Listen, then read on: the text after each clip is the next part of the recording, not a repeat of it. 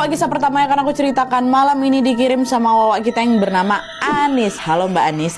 Nah, jadi Wak, cerita horor yang dialami sama Anis ini terjadi pada tahun 2023 lalu pada saat dia menjalani praktek kerja lapangan atau PKL. Nah, jadi Wak, Anis ini adalah mahasiswa jurusan analisis laboratorium di suatu kampus yang ada di kotanya. Nah, ketika memasuki semester 4 Wak, Anis ini mengikuti PKL di sebuah rumah sakit yang kita sebut aja lah nama rumah sakitnya itu Rumah Sakit A ya. Nah, selama magang di Rumah Sakit A itu, Anis ini akan di-rolling ke beberapa bagian-bagian lab yang ada di sana. Ada bagian lab forensik, lab IGD, lab patologi anatomi, dan juga lab klinis. Nah, pada bulan pertama, Anis ini mendapatkan jatah PKL di lab forensik yang bertugas untuk mengecek atau mengidentifikasi mayat atau jasad gitu kan. Nah, meski terdengar menyeramkan lah gitu di sini tugas di lab forensik ini ternyata cukup mudah bagi Anis. Selama magang di situ, Anis ini hanya diminta untuk mengamati aja, suruh ditengok aja. Karena seniornya yang namanya Pak Bambang macam kurang suka lah gitu apabila ada orang lain yang ikut campur dalam pekerjaannya.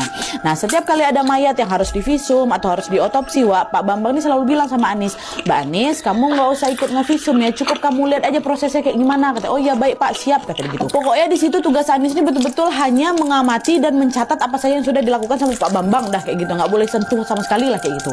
Nah, selain tugasnya ini bisa dibilang mudah untuk si Anis, selama PKL di Rumah Sakit A ini, Anis juga nggak pernah ngalamin kejadian aneh aman-aman aja semuanya.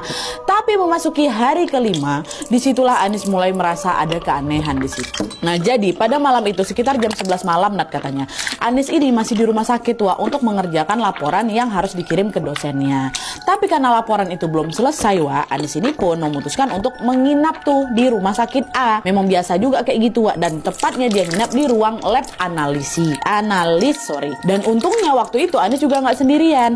Nah, di ruangan itu ada 5 dokter koas lainnya yang juga sibuk menulis laporan mereka masing-masing. Oh, alhamdulillah aman kok aku nginap di sini, orang kita rame-rame kok ya kan.